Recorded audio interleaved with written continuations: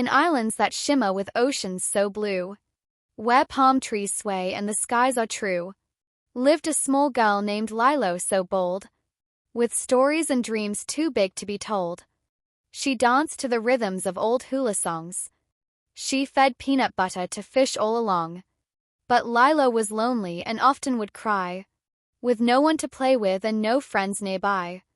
Her sister, named Nani, worked hard every day to care for sweet Lilo in her own grown-up way. Their parents were gone and times were quite tough, though love filled their home when the days were rough. She clashed with the world with her heart in a swirl, too weird for the others, a wild little girl. She made voodoo dolls and took photos of ants. She believed in the stars and she danced in wet pants. But out in the stars, on a planet unknown, a creature was born, not soft flesh and bone. A blue little alien, wild and unchained, with strength beyond reason and chaos untrained. Experiment 626 was his name, created for mischief, destruction, and flame. He crashed down to Earth in a spaceship one night, right near the islands with stars shining bright. He landed in bushes and fled through the trees, confusing all creatures and scaring the fleas. The alien was captured and brought to the pound, where Lilo found him all crumpled and round. She needed a friend, someone weird just like her, and Stitch, as she named him, let out a soft purr. She said, "He's my dog," though he looked kind of odd, with big floppy ears and 6 arms that could prod. At first, Stitch was wild, he ruined the place. He chewed through the pillows, he zoomed in a race. He made such a mess, oh the chaos he spread, while Lilo just smiled and tucked him in bed. He used records like frisbees, he painted the cat. He snuck into dryers and wore Nani's hat. He stirred up the beach and flipped over the chairs. But Lilo just laughed and ignored the blank stares. But Stitch didn't know how to care or belong. He thought being bad was being strong. Yet Lilo believed he could change, be brand new, that even someone broken could start over too. She showed him the ocean, the trees, and the sand. She taught him to draw and to hula by hand. She sang him old songs and she told him her pain. And slowly his anger began to wane. The aliens returned to take Stitch away. But Lilo stood firm and begged him to stay. She said, "Ohana means family," and cried. And family means no one gets left outside. Stitch listened closely, his heart feeling sore. He never had Ohana, never had more. But now he had Lilo and Nani as well. A family of love in a sweet island shell. Together they battled, escaped, and they ran, with aliens chasing, all part of the plan. There were blasters and rockets and wild crazy flights. But in the end, love brought peace to the fights. Stitch chose to stay, not to leave or destroy. He found his own purpose, not just to annoy. He learned how to care, how to laugh, how to cry, how to be part of something, to live, not just fly. He sat in the hammock with Nani and Lilo, watching the stars and the moonlight's soft glow. He patched up the roof, helped clean up the floor, and carved Ohana on the front door. He built a new home from the people he met. A small little family, the best you could get. Though odd and imperfect, they fit like a glove. Their house filled with music, with laughter and love.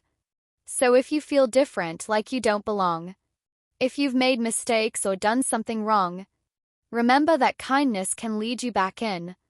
And family can heal where your heart has been thin. You don't need to be perfect or follow the crowd. You can be strange or messy or loud. Because love isn't tidy, it's sticky and strong. It holds you in place even when you feel wrong. For Stitch found his place not in space up above, but right here on Earth in a home built with love. Ohana is magic, it's messy, it's true.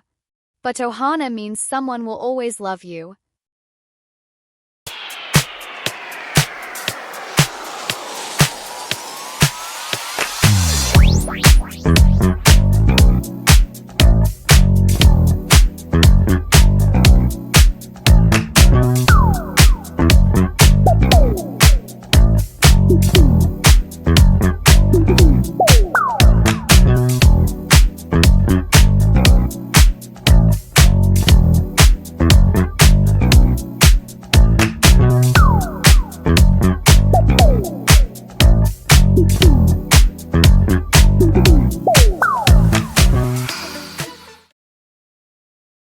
a city of towers of shimmer and shine, lived creatures with reputations far from divine.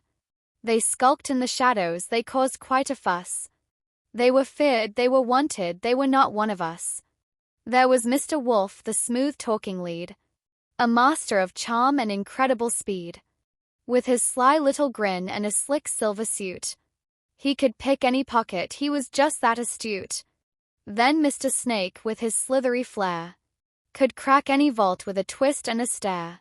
He loved stealing goodies, gold coins by the sack, and he always had snacks hidden deep in his back. Ms. Tarantula Webs, their tech-savvy spider, could hack any system, no firewall could hide her. She clicked and she clacked with her 8 speedy legs, while sipping a soda and dancing to dregs. Mr. Shark was the master of crazy disguise. Though he's big and he's bulky, he's clever and wise. He'd dress as a granny, a cop, or a cook, and no one would guess with just one little look. And lastly, Mr. Piranha, all muscle, all bite, with a temper that flared like a spark in the night. He'd shout when he panicked, he'd dance when he fought, and his friendship was fierce even when he was caught. Together they formed the most bad kind of crew. They'd rob and escape before cops even knew. With sirens behind and the crowd full of fright, they'd vanish like shadows deep into the night. But Mr. Wolf started feeling a twinge in his chest, like maybe this life wasn't really the best. When he saved a cat and got praised in return, he felt something shift, something deep start to burn. Could it be that being good felt okay? Could he change who he was? Could he find a new way? He looked at his gang and began to devise a plan to go straight, or perhaps a disguise. They'd pretend to be good guys, a charitable team, helping old ladies and living the dream. But soon came Professor Marmalade, a guinea pig star, who smiled and claimed, being good takes you far. He trained them in kindness, in doing good deeds, in rescuing kittens and planting good seeds.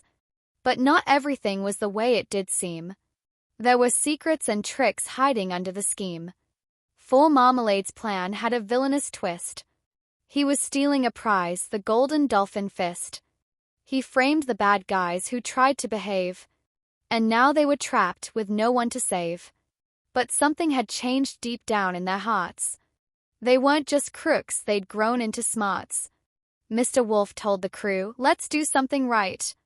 Let's be heroes tonight. Let's stand up and fight.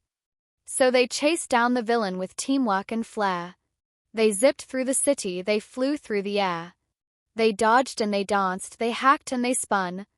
And when it was over, the good guys had won. They gave back the treasures, confessed every crime. They stood up with pride and they served their time. But when they stepped out from their time in the pen, they were cheered by the people again and again. For everyone knew they had chosen to grow, to be something better, to let kindness show. No longer the bad guys, not monsters or freaks. Just a wolf, snake, a spider with cheeks. A shark who could joke, a piranha who'd sing. A crew of true friends who could do anything. They'd found something better than gold or a gem.